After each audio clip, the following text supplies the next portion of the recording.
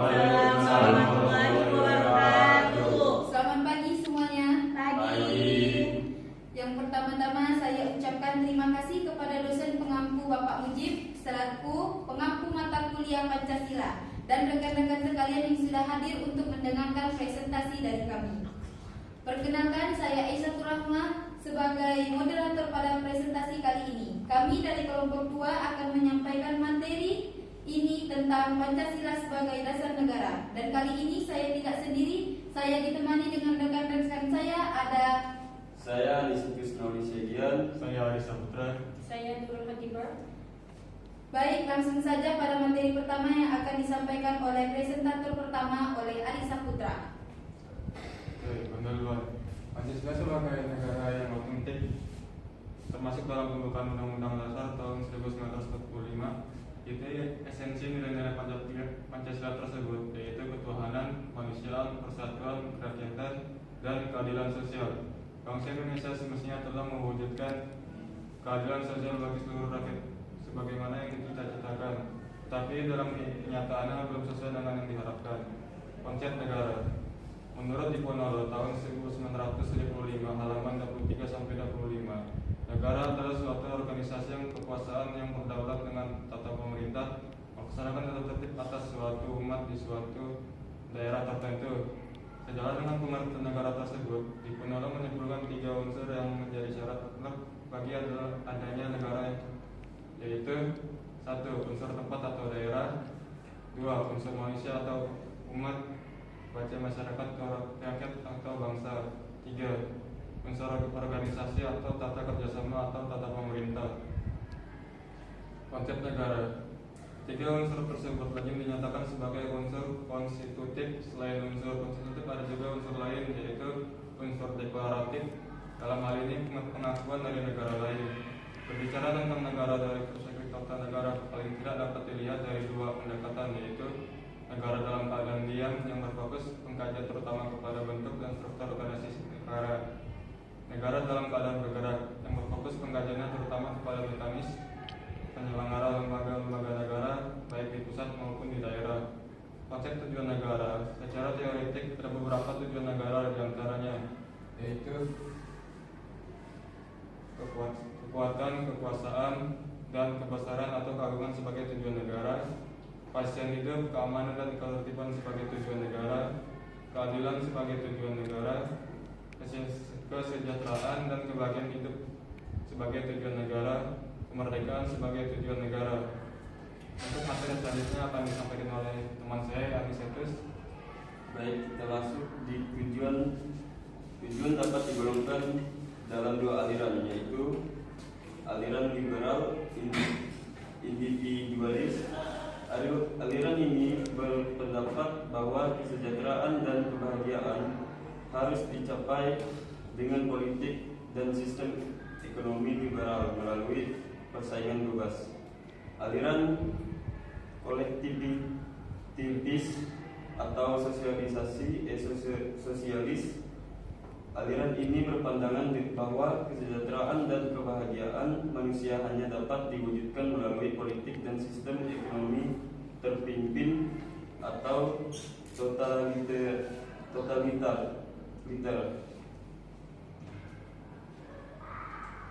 Urgensi. Dasar negara merupakan suatu norma dasar dalam penyelenggaraan negara yang menjadi sumber dari segala sumber hukum sekaligus sebagai cita hukum baik tertulis maupun tidak tertulis dalam suatu negara. Cita hukum ini akan mengarahkan hukum pada cita-cita bersama dari masyarakatnya. Cita-cita ini mencerminkan kesamaan kepentingan di antara sesama warga masyarakat. Yusuf 2009. Prinsip bahwa norma hukum itu bertingkat dan berjenjang termanifestasikan dalam Undang-Undang Nomor 12 Tahun 2011 tentang pembentukan peraturan perundang-undangan yang tercermin pada pasal 7 yang menyebutkan jenis dan hierarki peraturan perundang-undangan, yaitu sebagai berikut. Yang pertama, Undang-Undang Dasar Negara Republik Indonesia tahun 1945. Yang kedua, ketetapan Majelis Pemusyawaratan Rakyat. Yang ketiga, Undang-Undang Peraturan Pemerintah pengganti undang-undang. Yang keempat yaitu peraturan pemerintah. Kelima, peraturan presiden. Keenam, peraturan daerah provinsi. Dan yang ketujuh yaitu peraturan daerah kabupaten kota.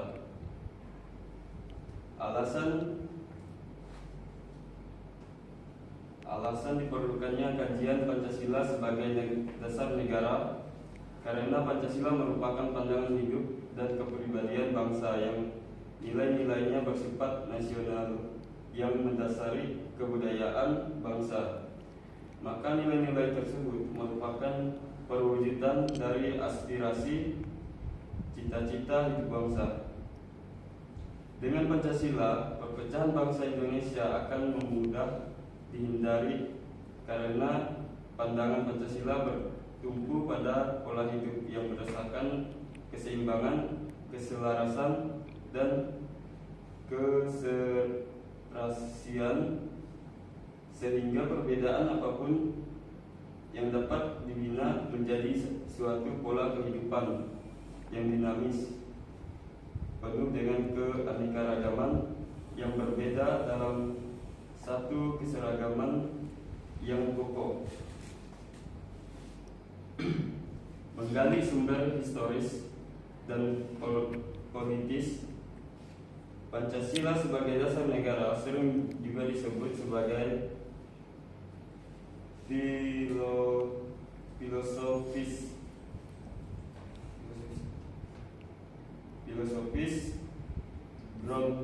ground slide dari negara, ideologi negara statis. Dalam hal tersebut, Pancasila digunakan sebagai dasar negara mengatur pemerintah negara, atau dengan kata lain, Pancasila digunakan sebagai dasar untuk mengatur penyelenggaraan negara. Mungkin Anda pernah mengkaji ketentuan dalam pasal 1 ayat 2 dan di dalam pasal 36A pasal 1 ayat 2 Undang-Undang Dasar 1945 terkandung makna bahwa Pancasila menjelma menjadi asas dalam sistem demokrasi konstitusional. Konsekuensinya, Pancasila menjadi landasan etik dalam kehidupan politik bangsa Indonesia. Menggali sumber sosiologi secara ringkas, pimpinan MPR dan tim kerja sosialisasi MPR periode 2009 sampai 2014-2013 menguraikan pokok-pokok moralitas dan haluan kebangsaan kenegaraan menurut alam Pancasila sebagai berikut. Pertama, nilai-nilai ketuhanan, religiusitas, sebagai sumber etika dan spiritualitas yang bersifat vertikal transendental dianggap penting sebagai fundamental etika kehidupan bernegara. Kedua, nilai-nilai kemanusiaan universal yang bersumber dari hukum Tuhan, hukum alam, dan sifat-sifat sosial bersifat horizontal dianggap penting. 88 sebagai fundamental etika politik kehidupan bernegara dalam pergaulan dunia. Ketiga, nilai-nilai etis kemanusiaan harus mengakar kuat dalam lingkungan pergaulan kebangsaan yang lebih dekat sebelum menjangkau pergaulan dunia yang lebih jauh. Yang keempat, nilai ketuhanan, nilai kemanusiaan, dan nilai serta cita-cita kebangsaan itu dalam aktualisasi harus menjunjung tinggi kedaulatan rakyat yang dipimpin oleh hikmat kebijaksanaan. Yang kelima, nilai ketuhanan, nilai kemanusiaan, dan nilai cinta bangsa, cinta kebangsaan serta demokrasi permusyawaratan itu memperoleh artinya sejauh dalam mewujudkan keadilan sosial. Baik, akan dilanjutkan oleh teman saya yaitu Nurul. Membangun argumen tentang dinamika. Argumen tentang dinamika Pancasila. Pancasila sebagai dasar negara lahir dan berkembang melalui proses panjang yang berakar dari adat istiadat dan agama. Sebagai kekuatan membentuk pandangan hidup bangsa, nilai-nilai luhur tersebut kemudian digali kembali oleh Soekarno dan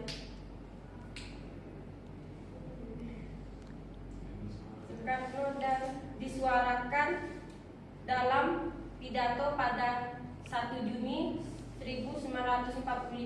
Pancasila diresmikan sebagai dasar negara pada 18 Agustus 1945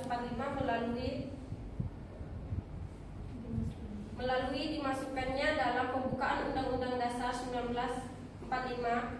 Sejak awal kemerdekaan bangsa Indonesia sepakat menjadikan Pancasila sebagai dasar pengaturan kehidupan berbangsa dan bernegara. Namun pada masa 1945 sampai 1959 sempat dijalankannya sistem demokrasi liberal.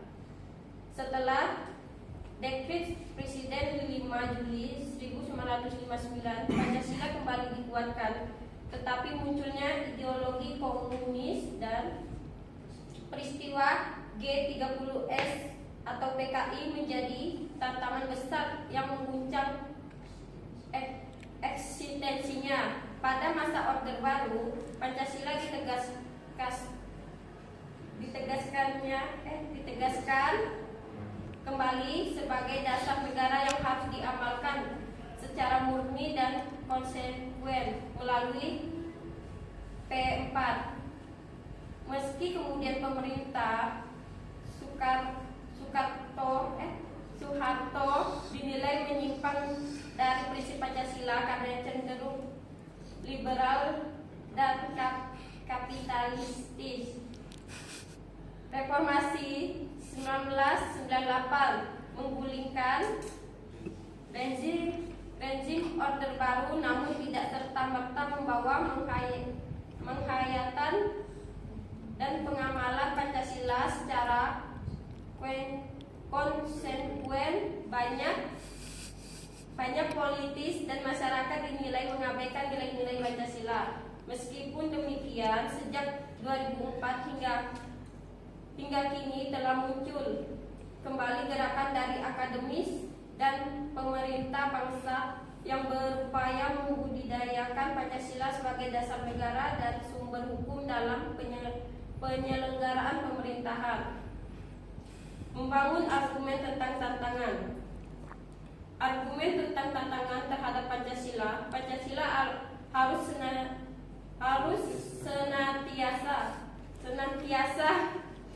senantiasa menjadi benteng moral dalam menjawab tantangan-tantangan terhadap unsur-unsur kehidupan bernegara, yaitu sosial, politik, ekonomi, budaya, dan agama. Tantangan yang muncul antara lain berasal dari derasnya arus paham-paham yang bersandar pada otoritas materi seperti liberalisme, kapitalisme, komunisme, sekularisme, pragmatisme, dan hedonisme yang menggerus kepribadian bangsa yang berkarakter nilai-nilai Pancasila.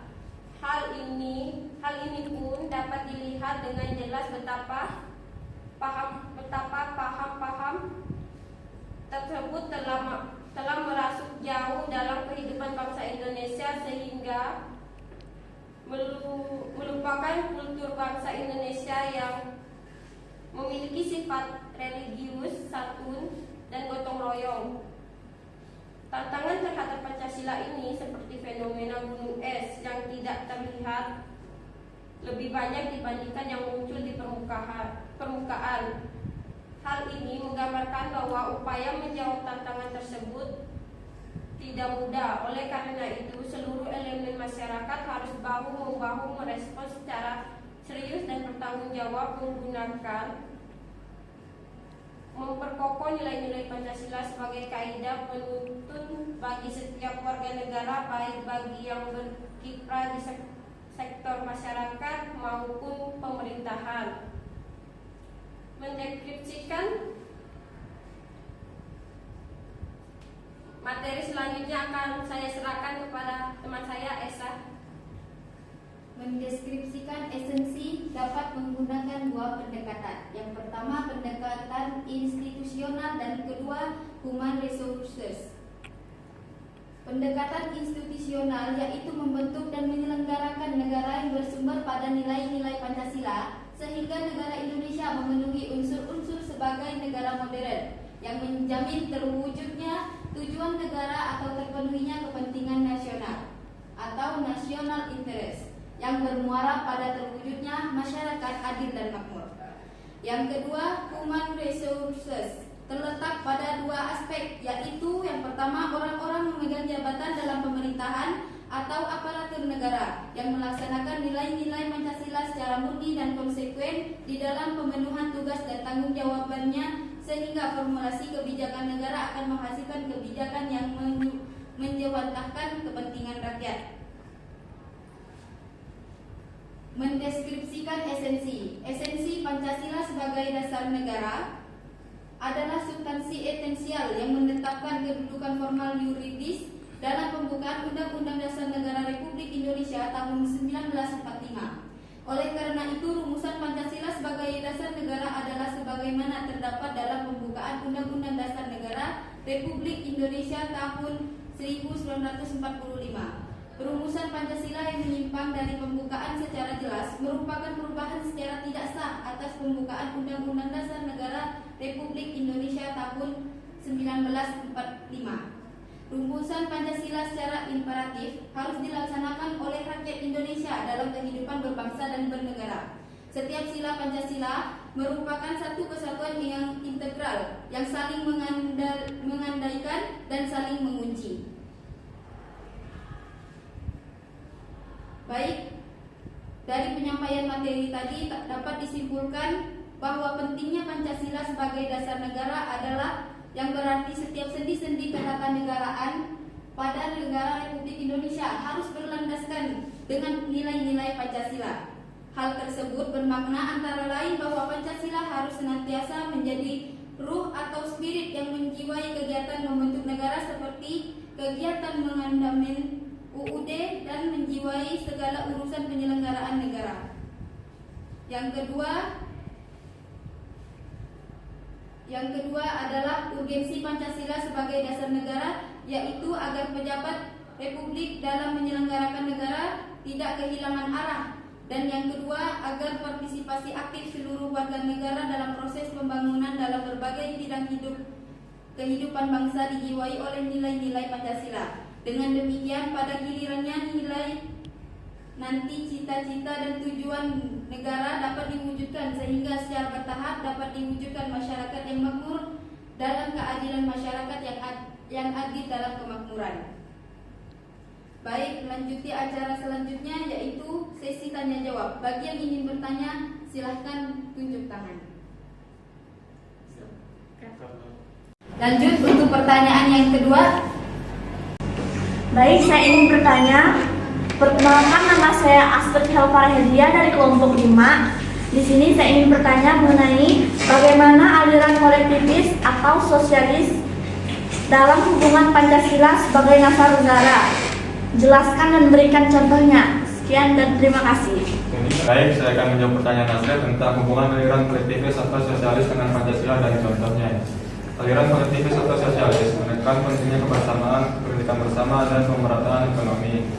Hal ini sangat berkaitan dengan sila kelima Pancasila, yaitu keadilan sosial bagi seluruh rakyat Indonesia. Pancasila tidak menolak hak milik pribadi, tetapi menekankan bahwa ekonomi harus disusun sebagai usaha bersama berdasar atas asas kekeluargaan. Pasal 33 Undang-Undang Dasar tahun 1945. Contoh konkret penerapan nilai sosialis dalam Pancasila adalah sistem koperasi, subsidi pendidikan dan kesehatan, serta program kesejahteraan sosial. Dalam sistem ini, negara punya peran aktif untuk menjamin keadilan dan pemerataan bagi seluruh rakyat. Apakah sudah jelas? Baik, sudah jelas. Terima kasih. Untuk pertanyaan yang ketiga. Saya ingin bertanya, perkenalkan saya Stiana dari perwakilan kelompok 1 ingin bertanya, apa saja tantangan yang dihadapi Pancasila sebagai dasar negara di era modern sekarang?